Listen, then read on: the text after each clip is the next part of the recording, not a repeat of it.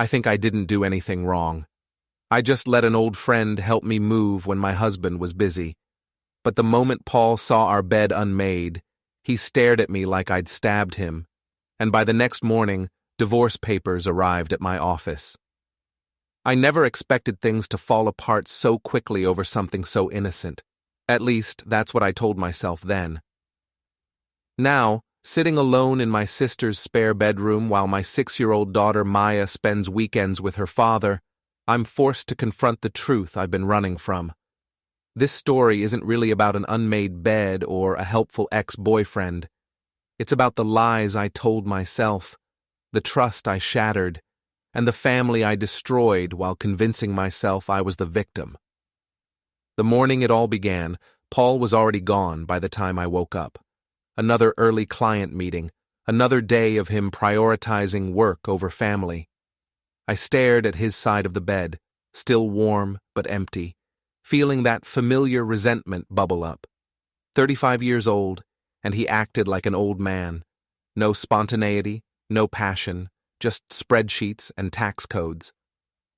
Maya was eating cereal in the kitchen when I came downstairs, her dark hair messy from sleep. She looked so much like Paul it sometimes hurt. "Where's Daddy?" she asked, milk dribbling down her chin. Before we dive deeper into this story, I have one small request. Please subscribe, drop a like, comment, and hit that hype button to boost this channel so more people can discover these incredible stories. "Work," I said, more sharply than I intended. "Always work." I was supposed to finish packing the guest room that day. We'd been talking about converting it into Maya's playroom for months, but like everything else in our marriage, it required endless discussion and planning. Paul wanted to hire professional movers. I wanted to just get it done. That's when I texted Julian. Julian Hart had been my boyfriend in college, charming, spontaneous, everything Paul wasn't. We'd reconnected on social media a few months earlier, just innocent, catching up at first. He'd recently moved back to town after a divorce, and we'd grabbed coffee a couple of times. Nothing inappropriate, just old friends talking. "Still need help with that room?" His text came back within minutes. "I'm free today." I hesitated for maybe 30 seconds before typing back, "Yes, please. Paul's at work again." Julian arrived around noon with his easy smile and expensive cologne. Maya was at school and the house felt too quiet, too empty. He hugged me hello, a lingering hug that felt like understanding, like someone finally seeing me. "So, where's the slave driver today?" he joked, referring to Paul. "Client meeting. He'll probably work late again." I led him upstairs, acutely aware of his presence behind me. I swear, sometimes I feel like a single mother. Julian made all the right sympathetic noises as we worked. He listened when I complained about Paul's long hours, his lack of romance, his obsession with financial planning. Julian remembered when I used to be fun, spontaneous. He made me feel like that person again. The work went quickly with 2 people, but we kept finding reasons to take breaks. Coffee breaks that turned into long conversations on the couch, lunch that stretched into the afternoon. When Julian suggested we order wine with our takeout, I didn't object. "You deserve better than this, Lyris," he said, his hand covering mine on the coffee table. "You deserve someone who sees how amazing you are." The words I'd been desperate to hear for years. Paul never said things like that anymore. When was the last time he'd really looked at me, really seen me? One thing led to another. I told myself it was just talking, just connection, just 2 old friends reminiscing. Even when Julian's hand moved to my face, even when he kissed me, even when we ended up in my bedroom, my marriage bed, I kept telling myself it wasn't really happening. It was just comfort, just validation I desperately needed. Afterward, guilt crashed over me like ice water. Julian held me while I cried, stroking my hair and telling me it was okay, that I deserved love and attention, that Paul was the one who'd driven me to this with his neglect. "This doesn't have to mean anything," he whispered, It's just between us. You're not hurting anyone. We cleaned up quickly. Julian helped me make the bed, but we were rushing, and it came out crooked and obvious. He left his jacket on the bedroom chair in our haste to get him out before Maya came home from school. I was making dinner when Paul came home, earlier than expected. Maya ran to hug him, chattering about her day while I tried to act normal. But I could feel the guilt radiating off me like heat. "How was the packing?" Paul asked, loosening his tie. "Good. Got it all done." I couldn't meet his eyes. Julian helped. Paul's face went very still. "Julian?" "My friend from college. I mentioned him." The words tumbled out too fast. "He was free today, and you were busy, so I figured—" "He was here? In our house?" "Paul, don't be ridiculous. He was just helping move boxes." The lie came so easily. "You're never here when I need help, so I called someone who was available." Paul didn't respond.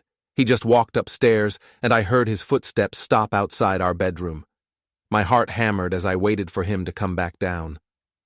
When he finally returned to the kitchen, his face was completely blank. "Why was Julian's jacket in our bedroom, Lyris?" The question hung in the air like a blade. Maya looked between us, sensing the tension. "He was helping move furniture. He got warm." Another lie, smoother this time. "Paul, you're being paranoid. Nothing happened. You're never home anyway, so don't you dare make me feel guilty for having a friend help when you couldn't be bothered." I turned it around on him, made him the bad guy. It was a skill I'd perfected over the years, deflection, blame shifting, making my problems his fault. Paul stared at me for a long moment, then quietly walked to the front door. He left his phone on the counter, his keys, his wallet, just walked out into the night without a word. That should have been my first clue that this time was different. Paul never made scenes, never stormed out. He was methodical, careful, thoughtful in everything he did. The silence was more terrifying than shouting would have been. I spent the evening texting my sister Irene, painting Paul as jealous and controlling. She responded with outrage on my behalf, telling me I deserved better than his suspicious accusations. Her validation felt good, righteous. I was the wronged party here. Maya cried herself to sleep, asking where Daddy went. I told her he just needed some air, that everything would be fine in the morning. Another lie to add to the growing pile. Paul didn't come home that night, or the next morning. When I called his office, his secretary said he'd requested personal time. His phone went straight to voicemail. I told myself he was being dramatic, that he'd cool off and realize he was overreacting. Julian texted asking if I was okay, but I ignored him. This would blow over. It had to. I had no idea Paul was already 3 steps ahead of me. The divorce papers arrived at my workplace on a Thursday morning, delivered by a professional courier who asked for my signature in front of half the insurance office. I tried to play it off as work documents, but the legal letterhead was visible, and gossip travels fast in small offices. "Everything okay, Lyris?" asked Janet from claims processing, her eyes bright with curiosity. "Just some paperwork," I managed, stuffing the envelope into my desk drawer. But my hands were shaking, and I'm sure she noticed. I couldn't concentrate on work. The preliminary divorce petition was thorough, cold, and devastating. Paul was seeking primary custody of Maya, citing adultery and abandonment of marital responsibilities. He wanted the house, the savings, everything. Most shocking of all, there was a detailed timeline of my activities over the past 3 months. How could he know so much? We shared finances, sure, but this felt invasive, calculated, like he'd been watching me for weeks. My phone buzzed constantly with texts from Irene, who'd apparently decided to wage war on social media on my behalf. "Can't believe Paul is putting you through this. Some men can't handle strong women who have male friends. Support sisters. Toxic masculinity." The post had dozens of likes and comments from our mutual friends, most taking my side without knowing any details. It felt good to have support, but also overwhelming. This private matter was becoming public entertainment. Around lunch, my boss, Mr. Henderson, called me into his office. A kind man in his 60s, he'd always treated me fairly, but his expression was concerned. "Lyris, I don't want to pry, but there's been some chatter around the office today. If you're going through personal difficulties, we have employee assistance programs." "I'm fine," I interrupted. "Just some marriage stuff, nothing that will affect my work." "Of course. But if you need time off, or if there are any complications, please let me know. We want to support our employees, but we also need to maintain a professional environment." The implication was clear. My personal drama was becoming a workplace issue. That afternoon, Paul's mother, Sylvia, called. I'd always had a complicated relationship with her. She was polite but distant, clearly believing her precious son could have done better than me. "Lyris, I need to understand what's happening. Paul won't tell me anything except that you're separating." "He's being dramatic, Sylvia. We had a small disagreement and he's blowing it out of proportion." I used my most reasonable voice. You know how he gets when he thinks he's right about something. "A small disagreement that resulted in divorce papers?" "I'm as shocked as you are. Apparently having a male friend help with housework is grounds for divorce in Paul's mind." There was a long pause. "A male friend?" "Julian Hart. We went to college together. He helped me move some furniture while Paul was at work. Paul came home and went crazy with jealousy." Another pause, longer this time. "I see. And this Julian? He's just a friend?" "Of course he's just a friend. I can't believe I have to defend having friends to my own family." But even as I said it, guilt twisted in my stomach. Sylvia had a way of making me feel like she could see right through me. "Well," she said finally, "I hope you two can work this out, for Maya's sake." After she hung up, I realized she hadn't said she believed me, or that she'd talked to Paul on my behalf. The conversation felt like a test I'd failed. That evening I went to my mother's house for dinner, bringing Maya with me. My childhood home had always been my refuge, and I needed the comfort of familiar surroundings. Mom was quiet during dinner, letting Irene dominate the conversation with her outrage about Paul's behavior. Maya picked at her food, asking repeatedly when Daddy was coming home. "Soon, baby," I kept saying. "Daddy just needs some space right now." "Did I do something wrong?" Maya's voice was small, heartbreaking. "No, sweetheart. This is between Mommy and Daddy. It has nothing to do with you." But even as I said it, I knew it wasn't true. Everything we did affected Maya. Every choice, every lie, every moment of selfishness rippled out to touch her innocent world. After Maya went to bed in my old room, Mom finally spoke up. "Lyris, honey, is there something you want to tell me? About this Julian person?" Irene immediately jumped to my defense. "Mom, don't you start too. Lyris is allowed to have friends. Paul is just being controlling." "I'm not taking sides," Mom said quietly. "I just want to understand what's really happening." "Nothing's happening," I said, but my voice sounded hollow even to me. "Julian is an old friend who helped me with some heavy lifting. Paul got jealous and paranoid.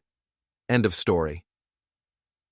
Mom studied my face with those knowing eyes that had seen through my childhood lies. "Okay, but if there's more to it, now's the time to be honest, before this gets worse."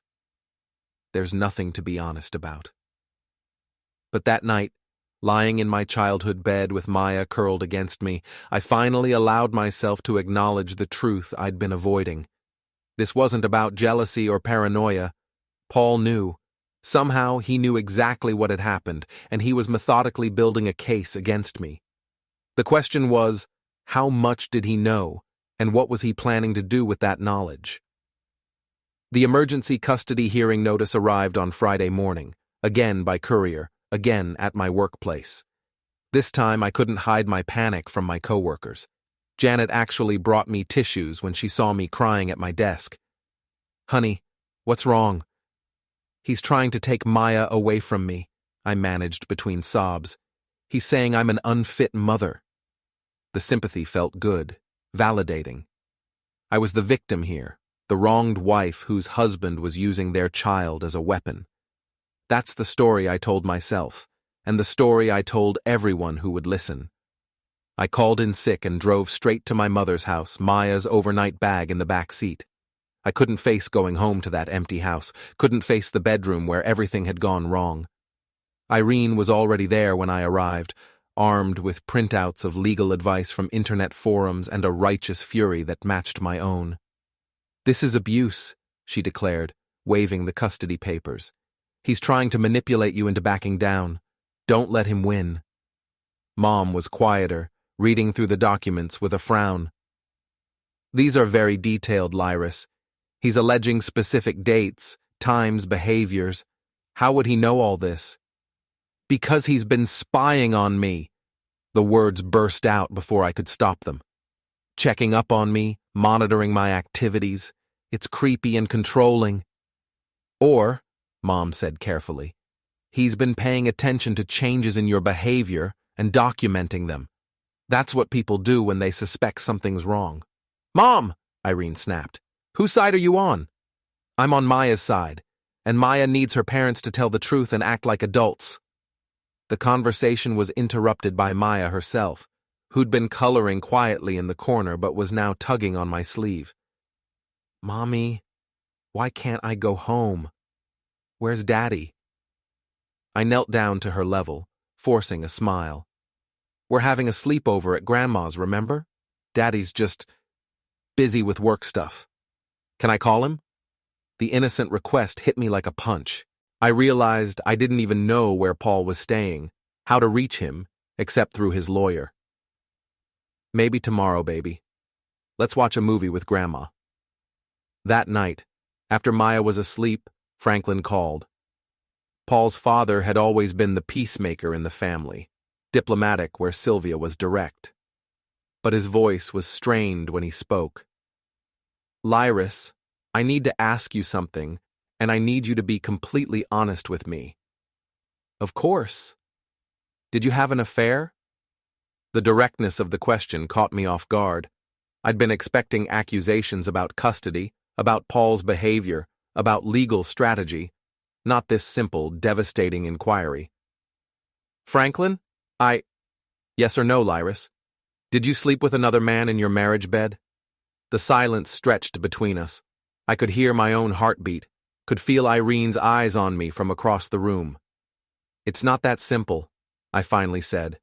"It is that simple, yes or no. One time, one mistake.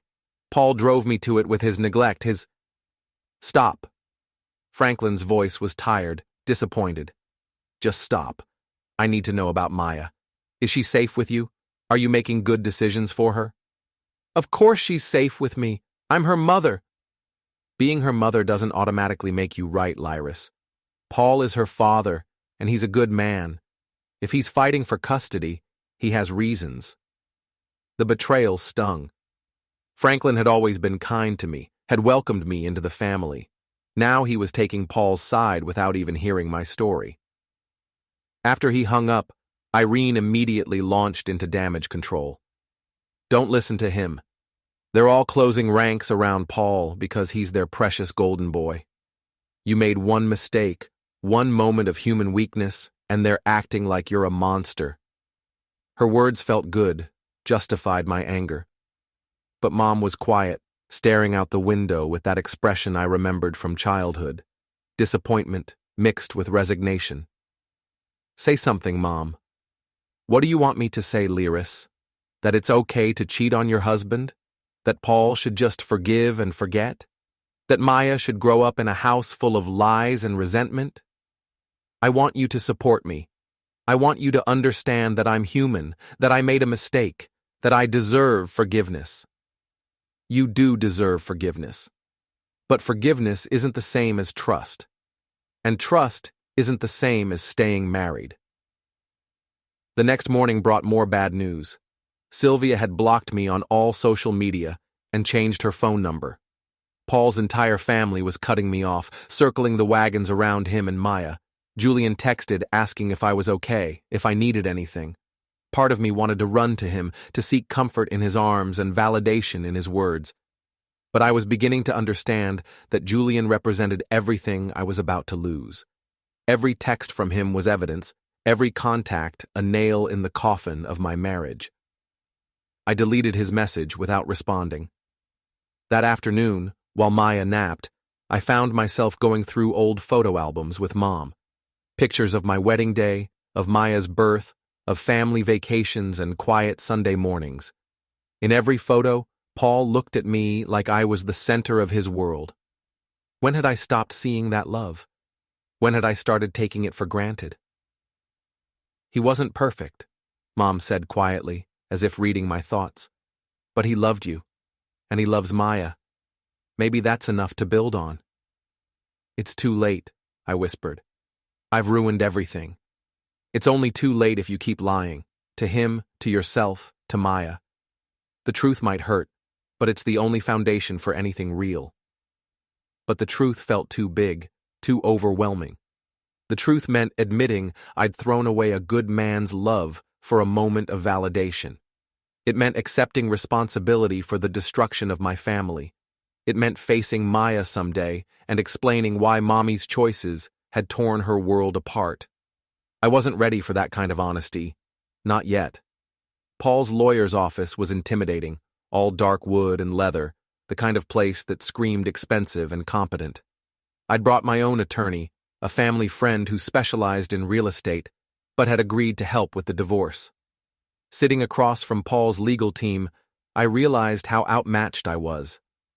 Paul sat quietly at the far end of the conference table, not looking at me. He'd lost weight, looked older somehow, but there was a calmness about him that was more unsettling than anger would have been.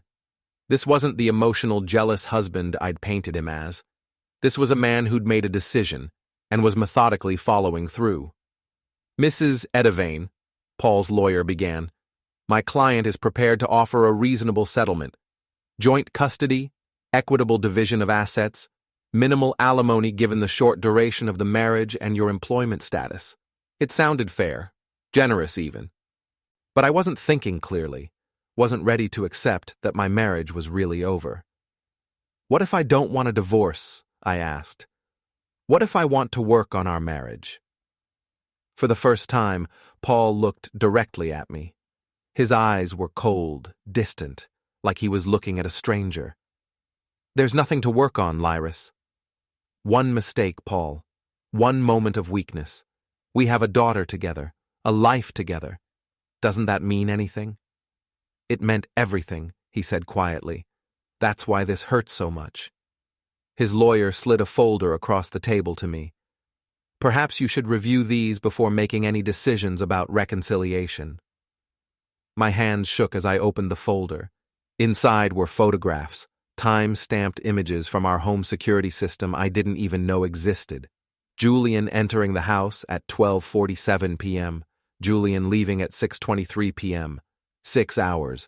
6 hours that I'd tried to minimize as just helping with boxes. There were text message printouts, records of calls, bank statements showing cash withdrawals I'd made to pay for lunches and coffee dates with Julian.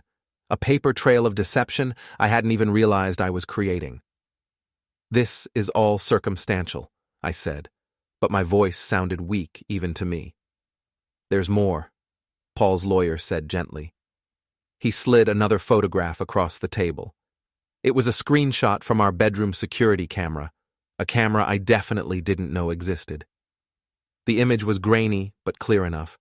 Julian and me in our marriage bed, in an embrace that couldn't be explained away as friendship. The room spun around me. You were spying on me? In our bedroom? I installed the camera after I started suspecting something was wrong, Paul said. I hoped I was being paranoid. I hoped you'd prove me wrong. This is illegal. You can't record someone without their consent. Actually, Paul's lawyer interjected, in this state, homeowners can install security cameras in their own bedrooms. The recordings are admissible in divorce proceedings involving adultery. I felt trapped, cornered, like the walls were closing in. Everything I'd tried to hide, every lie I'd told, was laid out in black and white. "Paul, please!" I turned to him desperately. "Can we talk privately? Just us?" He studied my face for a long moment, then nodded to his lawyer, who stepped out with my attorney. "I'm sorry," I said, as soon as we were alone. "I'm so sorry. It was a mistake. A terrible mistake. I love you. I love our family. Please don't throw it all away over one afternoon." "One afternoon?" Paul's voice was quiet, controlled. "Lyris, I have records of you meeting Julian for coffee 6 times in the past 2 months. I have text messages going back 3 months. I have bank records of you paying for hotel rooms." Hotel rooms. I'd forgotten about the hotel rooms, the 2 times we'd met there instead of risking my house again. I'd paid cash, thinking I was being careful, not realizing Paul monitored our accounts so closely. It wasn't serious. It was just comfort. Just someone who listened to me when you were always working. So this is my fault? No, that's not what I meant. I meant I was lonely, Paul. I felt invisible in our marriage. Julian made me feel seen, appreciated. Did you ever think to talk to me about feeling lonely? Did you ever think to tell me you needed more attention instead of finding it in another man's bed? The questions hung in the air like accusations, because the truth was, I hadn't tried to talk to Paul. I'd gone straight to complaining about him to Julian, building a case against my husband instead of trying to fix our problems. I know I should have. I know I handled this all wrong. But people make mistakes, Paul. People have affairs and work through them. We could go to counseling, No. The word was final, absolute. I won't be married to someone who lies to me, who brings other men into our bed, who teaches our daughter that betrayal is acceptable. Maya doesn't know anything. Maya knows everything, Lyris. She knows Mommy has a special friend. She knows Daddy moved out. She knows her parents don't love each other anymore. Children aren't stupid. The truth of that hit me like a slap. Maya had been asking questions, acting out at school, clinging to me with desperate intensity. I'd told myself I was protecting her, but I'd been protecting myself. "What do you want from me?" I whispered. "I want you to sign the papers. I want you to agree to joint custody with primary residence with me. I want you to end whatever this is with Julian and focus on being the best mother you can be to Maya. And if I don't?" Paul's expression didn't change, but something shifted in his eyes. "Then we go to court, and a judge sees all of this evidence. Your affair becomes public record. Your workplace finds out. Maya's school finds out. Everyone knows exactly what kind of person you really are." It wasn't a threat, exactly. It was just a statement of fact. The consequences I'd been avoiding would catch up with me one way or another. "I need time to think." "You have until Monday. After that, we proceed with contested divorce proceedings." The lawyers returned, and we wrapped up the meeting with scheduling and paperwork. As we prepared to leave, Paul spoke to me one last time. "For what it's worth, Lyris, I really did love you. I would have done anything to make you happy. I just wish you'd given me the chance." Walking to my car, I realized that this was the moment everything became real. Not when I slept with Julian, not when Paul found out, but now, when I finally understood that some mistakes can't be undone, some trust can't be rebuilt, some love can't survive betrayal. I had until Monday to decide whether to accept defeat gracefully or fight a battle I'd already lost. I chose to fight.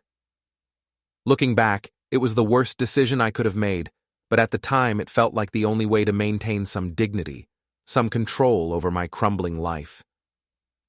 My attorney tried to talk me out of it, warned me that contested divorces get ugly fast, but I was convinced I could make a judge understand that I wasn't a monster, just a flawed human being who'd made a mistake. The courtroom was smaller than I'd expected, more intimate, which somehow made everything feel worse. Paul sat with his legal team, calm and composed, while I fidgeted with my dress and tried to project confidence I didn't feel. Maya wasn't there. She was staying with Paul's parents, but her presence hung over everything. This wasn't just about dividing assets or assigning blame. This was about determining who would raise my daughter, who she would live with, who would make the decisions that shaped her future. Paul's lawyer presented their case methodically, clinically. The timeline of my affair, the evidence of deception, the impact on the family unit. They painted a picture of a woman who'd prioritized her own desires over her family's well-being, who'd brought instability and dishonesty into a child's home. When it was my turn to testify, I tried to humanize myself, to show the judge that I was more than my worst mistake. Your Honor, I'm not proud of what I did. I made a terrible error in judgment during a difficult time in my marriage. But I'm a good mother. I love my daughter more than anything in this world. One mistake shouldn't define me or cost me my relationship with my child. Can you tell the court about the nature of your relationship with Julian Hart? My attorney asked. This was the moment I'd prepared for, the chance to minimize, to explain, to make it sound less damaging than it was. Julian is an old friend from college. We reconnected recently, and yes, our friendship became inappropriate. But it was emotional support more than anything else. I was feeling neglected in my marriage, isolated, and Julian reminded me of who I used to be. How many times did you meet with Mr. Hart? A few times for coffee. Once he helped me move furniture. It wasn't a long-term affair or a serious relationship. It was a moment of weakness, a mistake I deeply regret. Paul's lawyer stood for cross-examination, and I knew I was in trouble from the first question. Mrs. Edevane, you testified that Mr. Hart helped you move furniture once. Are you referring to the incident on March 15th? Yes. The incident where Mr. Hart was in your home for 6 hours? We took breaks. We talked. You talked in your bedroom? My attorney objected, but the judge allowed the question. Yes. We went upstairs. To your marital bedroom, where you and Mr. Hart engaged in sexual intercourse while your husband was at work and your daughter was at school? The words hung in the courtroom like a physical presence. I felt my face burn with shame and anger. It wasn't planned. It just happened. You testified that this was your only physical encounter with Mr. Hart. Is that accurate? I hesitated a moment too long. Yes. Are you familiar with the Riverside Inn on Highway 9? My stomach dropped. Yes. Have you been there recently? Another hesitation. Once or twice? With Mr. Hart? Yes. For what purpose? I couldn't answer. The judge was looking at me with disappointment. The court reporter was typing every humiliating word, and I realized that every lie was making me look worse. Mrs. Edevane, you've testified under oath that you had one moment of weakness with Mr. Hart in your home. But we have hotel records showing you registered at the Riverside Inn with Mr. Hart on 2 separate occasions in February and March. We have text messages between you discussing these meetings. We have bank records of you paying for these rooms. Were you lying then, or are you lying now? I forgot about those times. I was nervous, confused. You forgot about having extramarital affairs? My attorney objected again, but the damage was done. I looked like either a liar or someone so casual about adultery that I couldn't keep track of it. The questioning stripped me bare. Every answer dug the hole deeper. Yes, I'd confided in Julian about my marriage. Yes, I'd complained about Paul. Yes, I'd kept seeing Julian even after Paul confronted me. Then Paul took the stand. His calm honesty made my excuses sound hollow. I thought we were happy, he said. We had normal problems, but I believed we were a team. I didn't know she felt abandoned until it was too late. When asked about Maya, his composure faltered. She's scared and confused. She doesn't understand why her mom has a new friend or why I don't live at home. She has nightmares. She started wetting the bed. He didn't ask for revenge. I just want stability for her, he said quietly. Lyris can still be part of her life, but Maya needs peace. During recess, my lawyer was brutally direct. If you keep fighting, you'll lose everything. Take the offer. I'm her mother, I said weakly. Then prove it, he replied. Put her needs before your pride. When court resumed, Paul's lawyer played the final blow. A video of Julian's car outside my house, financial records, and a recording of my daughter telling her counselor, "Mommy's special friend makes Daddy sad." Hearing her voice shattered me. In that moment, I understood. This wasn't about me anymore. It never had been. It was about a little girl paying the price for the choices her mother refused to face. The judge took 20 minutes to decide, but it felt like hours. When he finally spoke, his tone was calm, measured, and merciless. The evidence shows a pattern of deception and adultery by Mrs. Edavane, Judge Morrison said. More troubling is her disregard for how these actions affected the minor child. Mr. Edavane has demonstrated stability and honesty. His request for primary custody is granted. The gavel fell. Just like that, my marriage, my home, my motherhood, all reduced to court orders and visitation schedules. I would see Maya every other weekend under supervision until I completed counseling and parenting classes. Then came the final blow, a restraining order against Julian, banning him from any contact with my daughter. The man I'd risked everything for was gone, vanished the moment things turned real. When the courtroom emptied, Paul approached me. "This isn't punishment," he said softly. "It's protection. For Maya." For once, I didn't argue. "I know." That night, I lay awake in my sister's spare room, haunted by everything I'd destroyed, my marriage, my family, my daughter's sense of safety, all for a fleeting illusion of excitement. The next evening, I visited what used to be our home. Maya ran into my arms, her small voice asking, "Are you coming home now?" "No, sweetheart," I said, forcing a smile. "But I'll see you lots, I promise." Driving away, I finally faced the truth. I hadn't lost my life in that courtroom. I'd lost it months ago, one lie at a time. Now, all that was left was the long road to becoming the kind of mother Maya could one day trust again. Don't forget to hit like, subscribe, and turn on the bell so you don't miss the next story. Write in the comments from which city you are watching.